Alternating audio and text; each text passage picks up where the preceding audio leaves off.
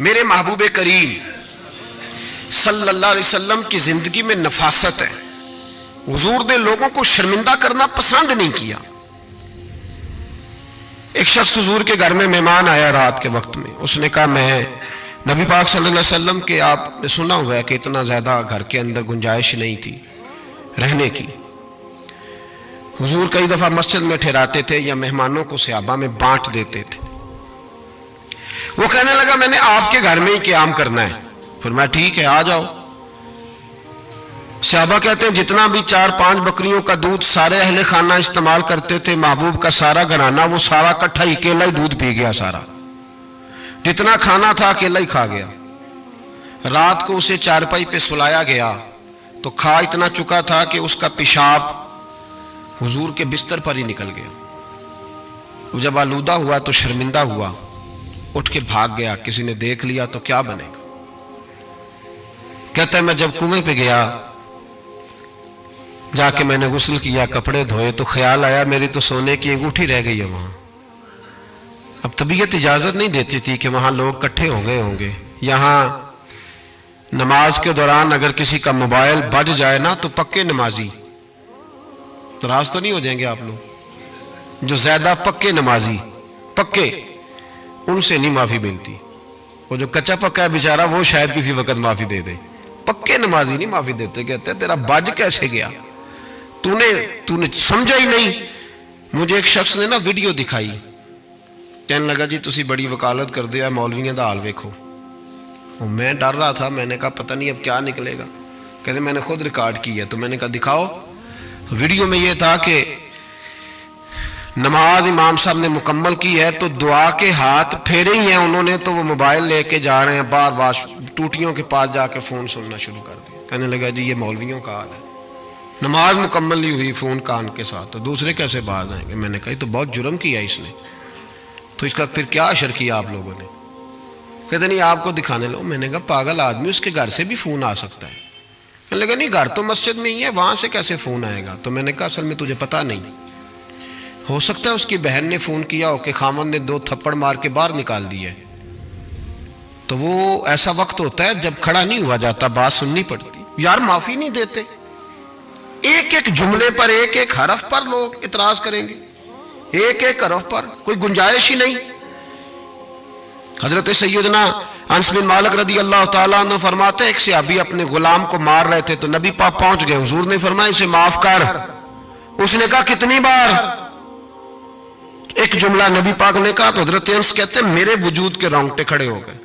اسے معافی دے دے. حضور کتنی بار. تو میرے نبی پاک نے فرمایا جتنی بار اللہ تجھے معافی دیتا ہے دے نا اتنی بار. وہ اگر تجھے بات بات پہ پکڑے تو تیرا کیا اثر کرے، سوچنا. اور رب زیادہ قادر ہے تجھ پر. ہم شرمندہ کرتے ہیں لوگوں چھوٹی چھوٹی باتوں پر، چھوٹی چھوٹی باتوں پر ہم احساس نہیں کرتے. احساس کی دولت حسن ہے زندگی میں. اور میرے رسول کا کمال یہ ہے کہ دنیا میں آج جتنا بھی احساس ہے یہ سارا میرے نبی کا دیا ہوا ہے. احساس جتنا بھی اس وقت ہے یہ سارا میرے رسول کا عطا کرتا ہے. اب میرے اعلیٰ حضرت فرماتے ہیں لوگ دنیا میں گزرتے ہیں نا، لوگ گزرتے ہیں تو وہ جدھر جدھر سے گزرتے ہیں نا وہ بستیاں اجاڑتے جاتے. بادشاہ عرب کے بستیاں اجاڑتے تھے. اعلیٰ حضرت فرماتے ان کی مہک نے دل کے غنچے کھلا دیے. وہ جو جس راہ چل دیے ہیں کوچے بسا دیے ہیں، بس جب آ گئی ہیں جوش رحمت پہ ان کی نظریں جلتے بجھا دیے ہیں، روتے ہنسا دیے. یہ کمال تھا میرے رسول پاک صلی اللہ علیہ. وہ شخص کہتا ہے میں انگوٹھی سونے کی رہ گئی تو دل میں خیال یہ تھا کہ واپس جاؤں گا تو وہاں تو حالات ہی بڑے گڑبڑ ہوں گے، لوگ اکٹھے ہوں گے، شرمندگی ہوگی، میں پیشاب کر رہا ہوں بستر پہ، حال بڑا سخت ہوگا، اتنے لوگوں کا سامنا کیسے کروں گا. لیکن مجبوری تھی، انگوٹھی سونے کی تھی، بڑی قیمتی تھی. کہتے ہیں اس انگوٹھی کی مجبوری نے مجھے شرمندگی کا سامنا کرنے پہ مجبور کیا. اور جب میں آ کے حضور کے کمرے کے باہر کھڑا ہوا تو وہاں تو کوئی بھی نہیں تھا. اللہ کے رسول نے بالٹی میں پانی رکھا ہوا تھا اور میرے پیشاب پر پانی بہا رہے تھے. خود رسول پاک فرماتے ہیں حضور پانی بہا رہے تھے اور جب میری طرف دیکھا تو محبوب نے مسکرا کے فرمایا غسل کر لیا آپ نے. آپ کو تکلیف ہوئی جب انسان کا معدہ کمزور ہو تو ایسی چیزیں ہو جاتی ہیں، فکر نہ کریں، بیٹھے میں ناشتہ لاتا ہوں۔ کہتے ہیں حضور کے جملے تھے کہ طوفان تھا، وہ حضور کی گفتگو تھی کہ میرے اندر کی ہر چیز بجھاتی جا رہی تھی۔ تیری پہلی نظر کا وار توبہ، دل اب تک دعائیں دے رہا ہے۔ فرماتے ہیں وہ جملے تھے کہ سکتہ کر گئے، تزکیہ کر گئے، تصفیہ باطن کر گئے۔ محبوب یہ کہہ کہ گزرنے لگے تو میں نے بازو تھام لیا، میں نے کہا محبوبہ میں زیادہ پڑھا لکھا تو نہیں، سیانا تو نہیں، زیادہ کھانے والا موٹا تازہ آدمی ہوں، حضور میں کوئی انالیسز نہیں کر سکتا، تجزیہ نگار نہیں، باریک نہیں، پر میرا موٹا دماغ بھی مان گیا ہے کہ آپ واقعی اللہ کے سچے رسول ہیں۔ میرا موٹا دماغ بھی مان گیا ہے کہ آپ واقعی اللہ کے۔ وہ گھر گیا اور قبیلے کے ایک بندے کے پاس گیا۔ حضرت انس بن مالک کہتے ہیں جب واپس آیا تو 500 آدمی ساتھ تھا۔ کہنے لگا سونیا میں اکیلا نہیں آیا، ساری برادری سارا قبیلہ لایا ہوں اور سب کو میں نے بتایا ہے کہ دنیا میں جسے میں دیکھ کے آیا ہوں ایسا تم نے کبھی نہیں دیکھا ہوگا، جس کی میں زیارت کر کے آیا ہوں ایسا نہیں تم نے دیکھا ہوگا۔ تو محبوبہ ہم سارے آئے ہیں، پڑھائے کلمہ، ہم بھی آپ کے غلام بننا چاہتے ہیں۔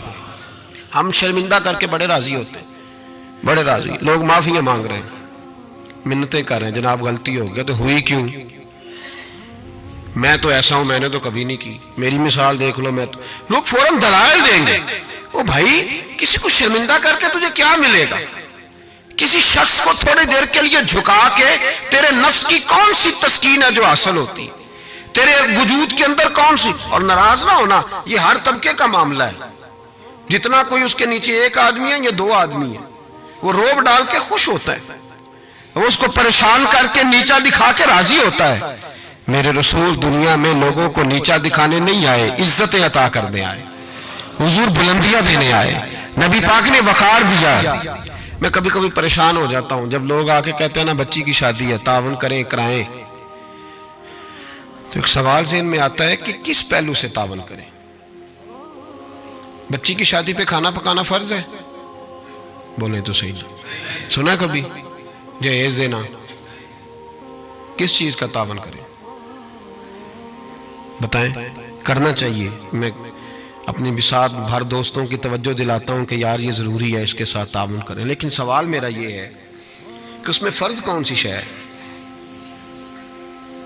وری دینا فرض ہے، زیور ڈالنا کس بات کی؟ تعاون کس بات کا کرائیں؟ اگر کوئی ہم سے اس کا شرعی تقاضا پوچھے تو کیا جواب دیں اس کو؟ میرے پاس کوئی استفتاء لے کے آتا ہے تو میں کیا جواب دوں گا؟ اس میں کون سی شے ضروری ہے؟ پھر اگر آپ ناراض نہ ہوں تو فکرہ کہہ جاؤں، دل کرتا ہے بچی والوں سے تعاون نہ کرے، بیٹے والے جو غریب مسکین جہیز کے پیچھے بھاگ